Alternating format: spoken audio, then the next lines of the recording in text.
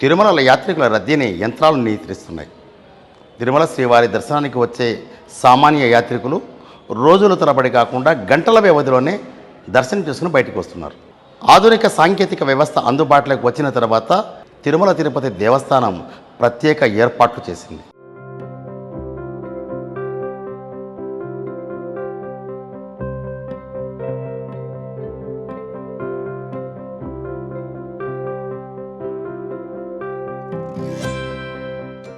నమస్తే, నేను మీ యశస్వి భాస్కర్రావు.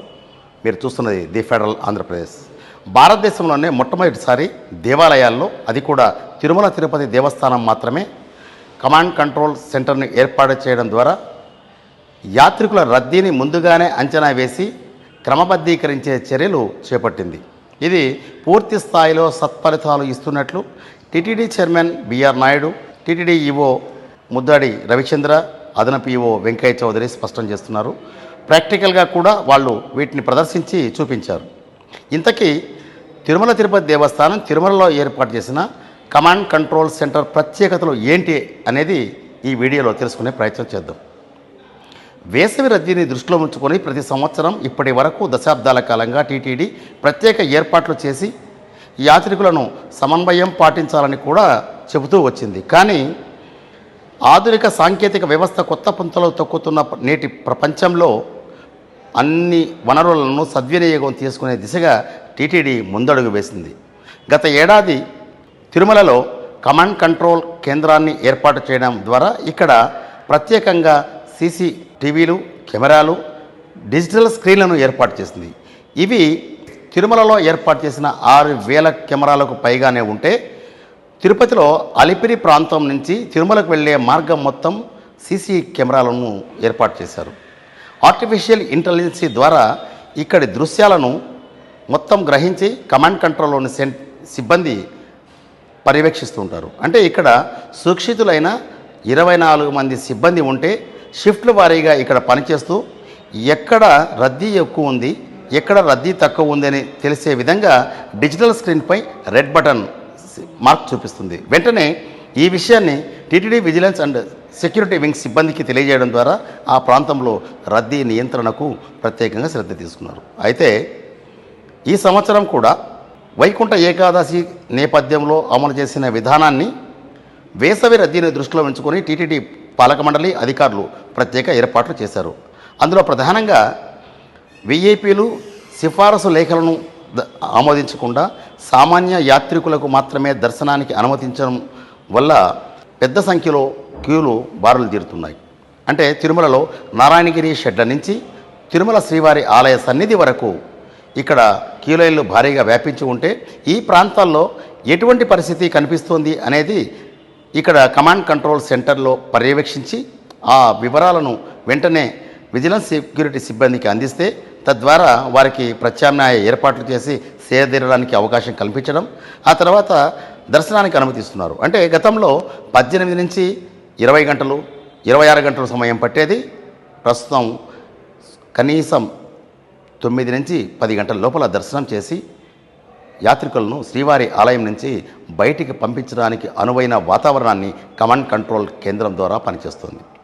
వాస్తవానికి టీటీడీ అధికారికంగా ప్రకటించిన లెక్కల ప్రకారం ఈ నెల 2వ తారీఖున 92,000 మంది రికార్డు స్థాయిలో సామాన్య యాత్రికులు శ్రీవారిని దర్శించుకున్నారని అధికారికంగా ప్రకటించారు. అంటే కేవలం కమాండ్ కంట్రోల్ సెంటర్ నుంచి ఆర్టిఫిషియల్ ఇంటెలిజెన్స్ ద్వారా సేకరించిన సమాచారాన్ని క్రోడీకరించి ఇక్కడ ఈ సదుపాయం కల్పించారనేది చాలా స్పష్టంగా కనిపిస్తుంది. అయితే ఈ ఆలోచన ఎందుకు వచ్చింది?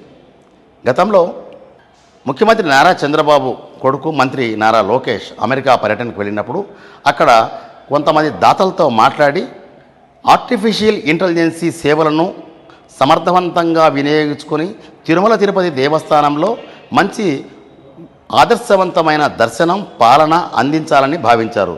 దీనికి తగ్గట్టుగానే అమెరికాలో ఉన్న దాతలు కూడా స్పందించి 23 కోట్ల రూపాయలు విరాళంగా అందించడం ద్వారా ఇక్కడ సీసీటీవీ కెమెరాలను, డిజిటల్ స్క్రీన్లతో కూడిన కమాండ్ కంట్రోల్ సేవలను అందించడానికి అవసరమైన ఎక్విప్మెంట్ మొత్తం అందించారు. అందులో ప్రధానంగా ఫోర్సిస్ ఇంక్ సంస్థ దాని వ్యవస్థాపకుడు జయప్రసాద్ వేజెండ్ల ప్రత్యేకంగా శ్రద్ధ తీసుకొని అతని ద్వారా ఎన్ఆర్ఐలు కూడా ముందుకు వచ్చి ఇక్కడ ప్రత్యేకంగా నిఘా కెమెరాను ఏర్పాటు చేయడానికి శ్రద్ధ తీసుకున్నారు. ఈ కేంద్రాన్ని గత ఏడాది బ్రహ్మోత్సవాల సమయంలో ముఖ్యమంత్రి నారా చంద్రబాబు కమాండ్ కంట్రోల్ కేంద్రాన్ని ప్రారంభించడం ద్వారా యాత్రికులను లెక్కించడానికి, వారికి సేవలు అందించడానికి ప్రత్యేకంగా ఇక్కడ ఏర్పాట్లు చేశారు. అంటే తిరుమలలో తప్పిపోయిన పిల్లలు లేదా వృద్ధులను గుర్తించడానికి, అలాగే పాత నేరస్తులను కూడా కనిపెట్టడానికి ఈ టెక్నాలజీ వాడుతున్నారంటే ఎంత శక్తివంతమైందనేది ఇక్కడ మనం అర్థం చేసుకోవచ్చు. అలాగే తిరుమలలో 3D మ్యాపింగ్, డిజిటల్ ట్విన్ మొత్తం ఈ ప్రాంతాన్ని 3D విజువల్స్ రూపంలో చూస్తూ ఎక్కడ రద్దీ ఎక్కువగా ఉందో కనిపెట్టడానికి అక్కడ కెమెరాలు పసిగట్టి ఇక్కడ కమాండ్ కంట్రోల్ కేంద్రంలోని డిజిటల్ స్క్రీన్ పైన రెడ్ స్పాట్స్ చూపిస్తుంది. తద్వారా ఈ రద్దీ నియంత్రణకు క్రమబద్ధీకరించడానికి శ్రద్ధ తీసుకునే అవకాశం ఏర్పడింది. సర్వర్లు కూడా సెకనుకు లక్షలాది సమాచార సంకేతాలను విశ్లేషించడానికి హై పెర్ఫార్మెన్స్ కంప్యూటింగ్ పరికరాలను కూడా ఇక్కడ వాడుతున్నారు. దీనికి తోడు అదనంగా డ్రోన్ సర్వైలెన్స్ కెమెరాలు కూడా ఇక్కడ వినియోగిస్తున్నారు. అంటే అత్యవసర పరిస్థితుల్లో రద్దీ ఎక్కువగా ఉన్నప్పుడు డ్రోన్ల ద్వారా రద్దీని పర్యవేక్షించి ఆ రద్దీని నియంత్రించడం ద్వారా శ్రీవారి దర్శనానికి అనుమతించడం కంటే ముందే ఎలాంటి తొక్కిసలాటకు ఆస్కారం లేకుండా ఇక్కడ భద్రతా ఏర్పాట్లు చేశారు. వీటన్నిటి నేపథ్యం ఒకటే. గత ఏడాది వైకుంఠ ఏకాదశి దర్శనాల సమయంలో తిరుపతిలో ఏర్పాటు చేసిన టోకన్ల జారీ కేంద్రాల వద్ద జరిగిన తొక్కిసలాటలో 6 చనిపోయారు, సుమారు 40 మంది వరకు గాయపడ్డారు.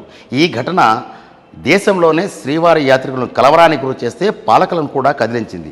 ఆ తర్వాత ఇంటిగ్రేటెడ్ కమాండ్ కంట్రోల్ సెంటర్ ఏర్పాటు చేయడానికి దారితీయడం, దీనికి ఎన్ఆర్ఐలు కూడా సహకారం అందించిన నేపథ్యంలో సమర్థవంతంగా దేశంలోనే మొదటిసారి తిరుమల తిరుపతి దేవస్థానం తిరుమలలో ఈ ఇంటిగ్రేటెడ్ కమాండ్ కంట్రోల్ కేంద్రాన్ని ఏర్పాటు చేసి అక్కడ సుక్షితులైన సిబ్బందిని కూడా నియమించి ఎప్పటికప్పుడు క్షణం తీరిక లేకుండా 2 షిఫ్ట్లలో రద్దీని పర్యవేక్షించి ఆ రద్దీని నియంత్రించడానికి, వారికి అవసరమైన ఏర్పాట్లు చేయడానికి కూడా ప్రత్యేకంగా దృష్టి సారించి ఈ విధానం ద్వారా యాత్రికులకు ఇబ్బందులు లేకుండా చేయడంతో పాటు ఎలాంటి తొక్కిసలాట, వివాదాలకు ఏమాత్రం ఆస్కారం లేని రీతిలో ఇక్కడ చర్యలు తీసుకున్నారు. అదే సందర్భంలో భక్తుల రద్దీని దృష్టిలో ఉంచుకొని తాగునీరు, పరిశుభ్రత, వైద్య సేవలు, భద్రత, ట్రాఫిక్ నియంత్రణ వంటి అంశాలపై కూడా ఈ ఇంటిగ్రేటెడ్ కమాండ్ కంట్రోల్ సెంటర్ పూర్తి స్థాయిలో సమర్థవంతమైన సేవలు అందిస్తున్నట్లు ఇక్కడ మనకు చాలా స్పష్టంగా కనిపిస్తుంది. ఈ కేంద్రం ద్వారా రోజుకు అంటే వారాంతపు సెలవుల్లో శనివారం కావచ్చు, ఆదివారం కావచ్చు 85,000 మందికి పైగానే భక్తులకు దర్శనం చేయించడానికి మార్గం సుగమం కావడం, అందుకు తగ్గ ఏర్పాట్లు చేయడానికి ఇక్కడ అవకాశం ఏర్పడిందనేది టీటీడీ అధికారులు చెబుతున్నమాట.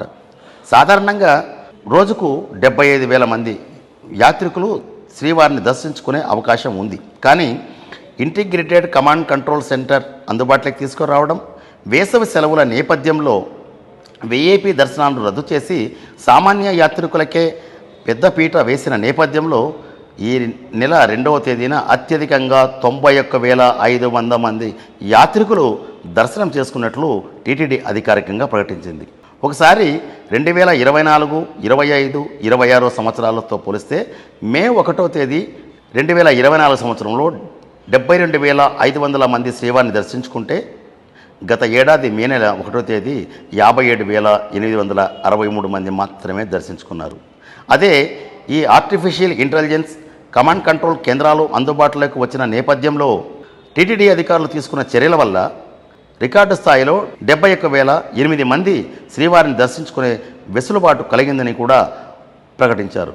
ఈ విధంగా చూస్తే 2024 మే 1 నుంచి 12వ తేదీ వరకు 8,49,881 మంది దర్శించుకుంటే 2025 మే నెలలో 1వ తేదీ నుంచి 12వ తేదీ వరకు 8,10,942 మాత్రమే దర్శించుకున్నారు. అదే ప్రత్యేకంగా తీసుకున్న శ్రద్ధ ఏర్పాట్ల వల్ల ఈ సంవత్సరం మే 1 నుంచి 12వ తేదీ వరకు రికార్డు స్థాయిలో 9,27,420 మంది యాత్రికులు శ్రీవారిని దర్శించుకునేందుకు మార్గం ఏర్పడిందనేది ఇక్కడ మనకు అధికారికంగా కనిపిస్తున్న లెక్కలు. ఈ విధంగా తిరుమల తిరుపతి దేవస్థానం భద్రతా పరంగానే కాకుండా యాత్రికుల రద్దీని నియంత్రించడానికి తీసుకున్న చర్యల నేపథ్యంలో ఆధునిక సాంకేతిక పరిజ్ఞాన వ్యవస్థను అందుబాటులోకి తీసుకొచ్చిన తర్వాత ఈ ఫలితాలు సాధించగలిగామని టీటీడీ అధికారులు సంతృప్తి వ్యక్తం చేస్తున్నారు.